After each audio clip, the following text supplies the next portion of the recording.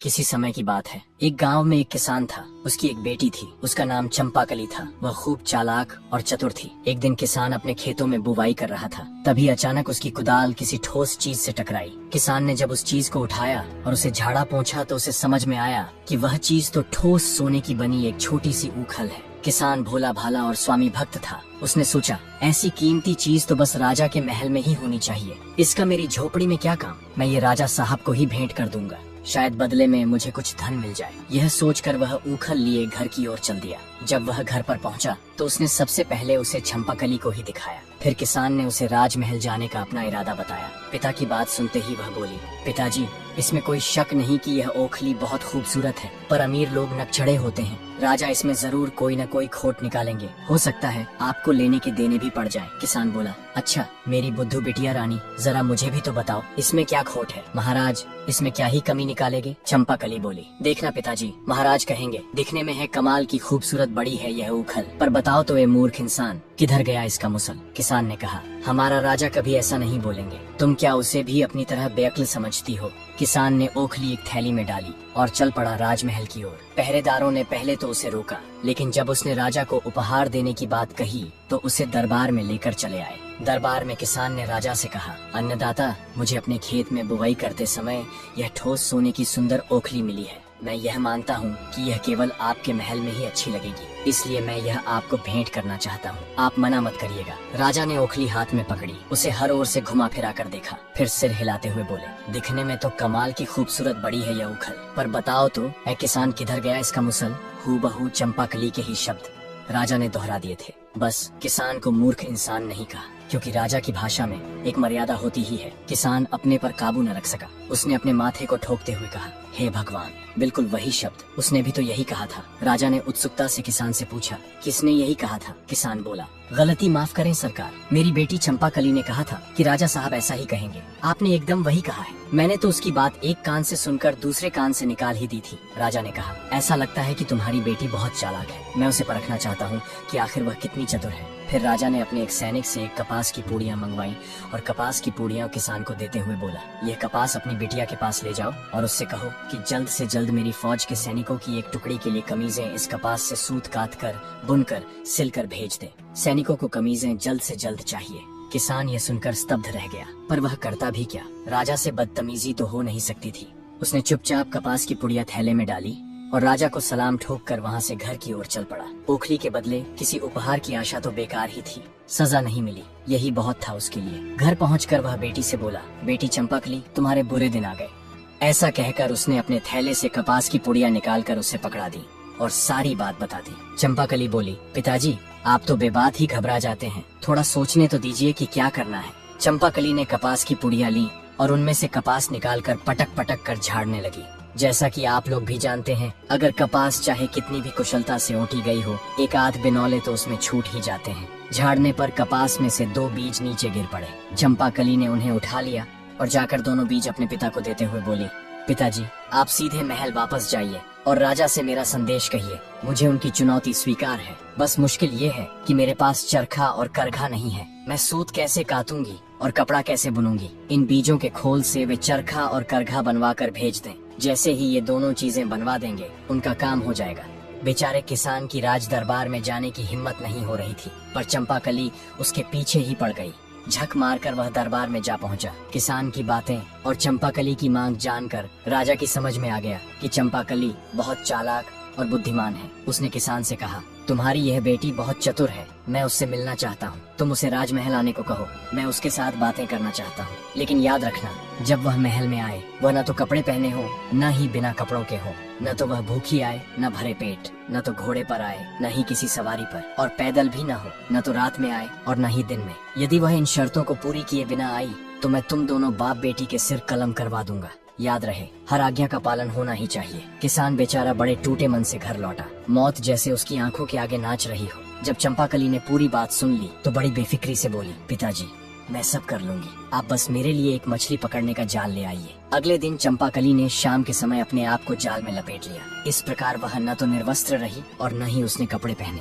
2 मुट्ठी चबेना खाया, न पेट भरा न भूखी रही। एक बकरी को बाड़े से निकाला और उसकी पीठ पर एक गद्दी रखकर इस तरह बैठी कि एक पैर जमीन पर लगा रहे और एक ऊपर उठा रहे। इस प्रकार न वह सवारी पर थी, न घोड़े पर और न ही पैदल जा रही थी। इसी रूप में वह शाम के समय में राजमहल पहुंच गई, जब न दिन था और न रात ढली थी। महल के पहरेदारों ने उसे पागल समझकर रोकना चाहा, पर जब उन्हें मालूम हुआ कि वह राजा के हुक्म से ही इस तरह आई है, तो उसे तुरंत भीतर तक पहुंचा दिया गया। राजा के दरबार पहुंचकर चंपाकली बोली, महाराज, आपकी आज्ञा के मुताबिक मैं आपके सामने हाजिर हो गई हूँ। चंपाकली को देखते ही राजा बेतहाशा हंस पड़े और बोले, चतुर चंपाकली, तुम तो बिल्कुल वैसी लड़की हो जिसकी मुझे तलाश थी। मैं तुमसे ही शादी करूंगा और तुम्हें अपनी रानी बनाऊंगा। बस एक शर्त जो तुम्हें माननी होगी कि तुम राज्य के मामलों में कभी दखल नहीं दोगी। बोलो, क्या तुम्हें मंजूर है? चंपाकली बोली, मैं जल्दी ही आपको इसका जवाब दे दूंगी। इतना कहकर वह वहाँ से आज्ञा लेकर चली गई। राजा को उसकी बुद्धि से पता चल गया था कि चंपाकली उससे अधिक सयानी है, इसलिए उसने ऐसी शर्त रखी थी। घर पहुंचकर उसने किसान पिता को यह खबर दी तो किसान बोला, यदि राजा की इच्छा तुमसे शादी करने की है तो तुम उसका विरोध तो कर नहीं सकते, आखिर वह राजा है। लेकिन तुम्हें हमेशा सावधान रहना होगा, क्योंकि जो आदमी मनचाहा तुरंत पाना चाहता है वह अनचाहा तुरंत छोड़ना भी तो चाहेगा। इसलिए तुम अपने यहाँ की चीजों को यों का त्यों रहने दो, न जाने कब तुम उन्हें नापसंद हो जाओ तो यही सब तुम्हारे काम आएगा। चंपाकली अब भी कम उम्र की थी, उसने पिता की बातों पर बहुत ध्यान नहीं दिया और राजा को एक पत्र लिखकर शादी के लिए अपनी स्वीकृति भेज दी। राजा पत्र पढ़कर बहुत खुश हुआ। बहुत जल्दी ही पूरे राज्य में विवाह की धूमधाम मच गई और निर्धारित समय पर उनकी शादी हो गई। एक दिन एक किसान अपनी गर्भवती गाय को लेकर बेचने की इच्छा से राजधानी आया था, लेकिन उसे निवास के लिए किसी भी सराय में जगह नहीं मिली, क्योंकि सभी सरायें भरी हुई थी। एक सराय मालिक को उस गर्भवती गाय पर दया आ गई। उसने किसान को अपनी सराय के पास पड़े छप्पर के नीचे गाय को रात भर रखने की इजाजत दे दी।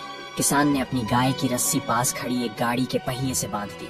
भगवान की माया, सुबह सबने देखा कि गाय ने रात में एक बछड़े को जन्म दिया था, जो लुढ़क कर गाड़ी के नीचे चला गया था। गाय का मालिक बहुत खुश हुआ। उसने अपनी गाय और बछड़े को संभाला और वापस घर जाने की तैयारी करने लगा। तभी गाड़ी का मालिक आया और कड़क कर बोला, खबरदार, जो बछड़े को ले जाने की कोशिश भी की। कल रात तुमने मेरी गाड़ी के पहिए से गाय बांधी थी, वह तुम्हारी है, पर बछड़ा मेरी गाड़ी के नीचे था, वह मेरा है। किसान बोला, लेकिन बछड़ा तो गाय के पेट से निकला है। गाय मेरी है तो बछड़ा भी मेरा ही है। गाड़ी वाला बोला, तुमने गाय बांधी थी, गाय खोल लो, वह तुम्हारी है, लेकिन बछड़ा गाड़ी के नीचे था। गाड़ी मेरी है तो बछड़ा मेरा है। बात तूल पकड़ गई। बहस गाली गलौज से बढ़ते बढ़ते हाथापाई तक पहुंच गई और फिर लट्ठम लट्ठा तक जा पहुंची। शोर शराबे से राजा के पहरेदार भी वहां आ पहुंचे।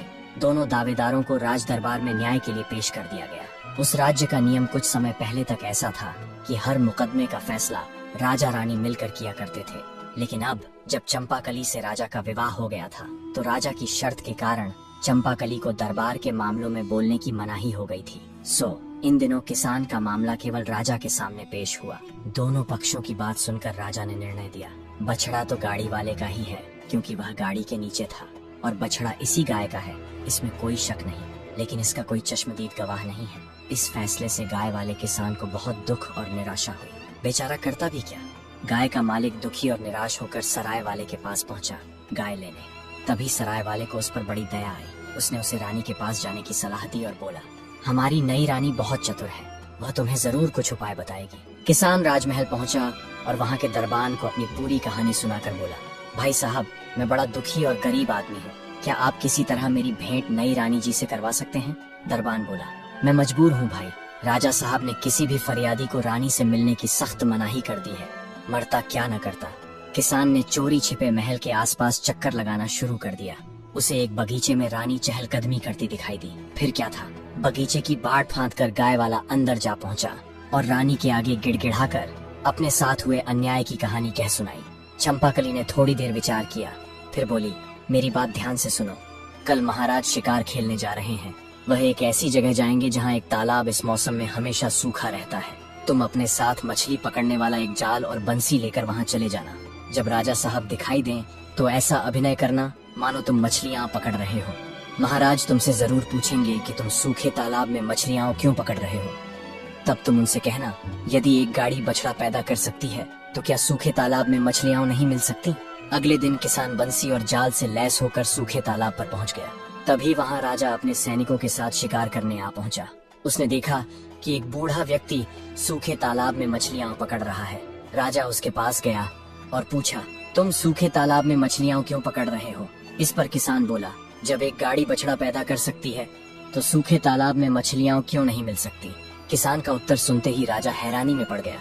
वह किसान से जोर से बोले, ये तुम किसकी बोली बोल रहे हो? तुम तो ऐसा कभी सोच भी नहीं सकते। सच सच बताओ, क्या तुम रानी से मिले थे? किसान इनकार न कर सका। उसने तुरंत स्वीकार कर लिया कि ऐसा करने की सलाह उसे रानी से ही मिली थी। राजा ने तुरंत सिपाहियों से कहा, बछड़ा गाय के मालिक को दिलवा दो।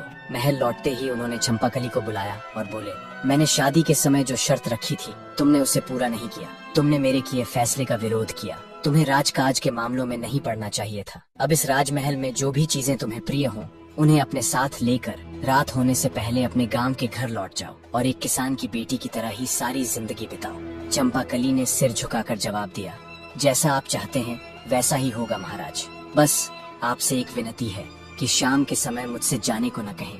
घर की लक्ष्मी को संध्या के समय घर से निकलने पर आपकी प्रजा में आपकी बदनामी होगी। राजा बोले, ठीक है, आज रात हम आखिरी बार एक साथ खाना खाएंगे, कल सुबह तुम चली जाना। चंपाकली बोली, ठीक है महाराज। अब चतुर चंपाकली रसोई में गई और रसोइये से तला भुना स्वादिष्ट और गरिष्ठ भोजन बनाने को कहा। भोजन के साथ पीने के लिए स्वादिष्ट और कीमती मदिरा भी मंगवाई। सुस्वादु भोजन अधिक खाया भी जाता है और उसके बाद आलस्य भी अधिक आता है। रात को जब राजा और चंपाकली ने साथ बैठकर भोजन किया तब राजा का मन पहले से ही व्याकुल था। ऊपर से उन्होंने अधिक मदिरा भी पी ली थी। कुछ ही क्षणों में मदिरा ने अपना प्रभाव दिखाया और जैसे जैसे भोजन समाप्त हुआ राजा आलस्य और नींद के ऐसे जाल में उलझ गए कि अंततः अपनी कुर्सी पर ही गहरी नींद में डूब गए। रानी चंपाकली ने तुरंत सेवकों को आदेश दिया, महाराज को कुर्सी समेत उठाओ और जैसा कहा जाए वैसा ही करो, बिना किसी नानुकुर के। अगर किसी ने टाल मटोल की तो उसे महल से बाहर कर दिया जाएगा। सेवकों ने रानी के आदेश का तत्काल ही पालन किया। चंपाकली महल से निकल पड़ी और राजधानी की गलियों से होती हुई देर रात अपने गांव पहुंच गई। घर के दरवाजे पर पहुंचकर उसने पुकारा, पिताजी दरवाजा खोलिए, आपकी बेटी लौट आई है। बेटी की आवाज सुनते ही वृद्ध पिता दौड़ते हुए खिड़की तक आए और बोले, इतनी रात गए आई है बेटी? मैंने तो पहले ही कहा था, ऐसे आदमी का कोई भरोसा नहीं। खैर, तुम्हारा कमरा आज भी वैसा का वैसा ही है, आ जाओ बेटी। चंपाकली बोली, पिताजी जल्दी दरवाजा खोलिए, बातें हम बाद में करेंगे। दरवाजा खुला तो किसान ने देखा कुछ सेवक राजा साहब को कुर्सी सहित उठाए खड़े हैं। चंपाकली ने राजा को अपने कमरे तक पहुंचाया, उनके जूते उतारकर उन्हें बिस्तर पर सुलाया, सेवकों को विदा किया और खुद भी उनके पास लेट गई। कुछ देर बाद राजा की नींद टूटी। शायद गांव का बिस्तर महल जितना मुलायम नहीं था। उन्होंने करवट बदली तो उन्हें एहसास हुआ कि उनकी पत्नी बगल में है। वे बोले, चंपाकली, मैंने तो तुम्हें अपने गांव लौट जाने को कहा था, तुम गई नहीं? चंपाकली ने शांत स्वर में उत्तर दिया, जी हाँ महाराज, लेकिन अभी तो सुबह नहीं हुई है, आप आराम से सो जाइए। राजा फिर सो गए। अगली सुबह उनकी नींद मुर्गे की बांग और बकरियों की मिमियाहट से खुली।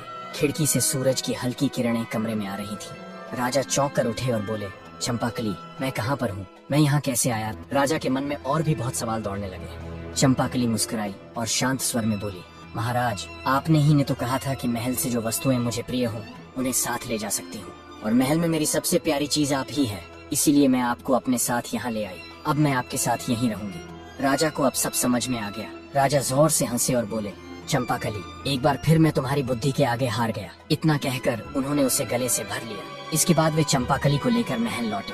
अब वे न केवल उसे अपनी पत्नी के रूप में मानते थे बल्कि दरबार में भी उसकी सलाह लेने लगे। चंपाकली हर दिन राजा के साथ राजकाज में सम्मिलित होती और उसकी चतुराई से राज्य में न्याय और सुख शांति बनी रही। तो दोस्तों, यह कहानी हमें यह सिखाती है कि यदि हमारे भीतर चतुराई, धैर्य और आत्मविश्वास हो तो हम जीवन की किसी भी कठिन परिस्थिति का बुद्धिमानी से समाधान निकालकर न केवल उससे उबर सकते हैं बल्कि सफलता भी प्राप्त कर सकते हैं।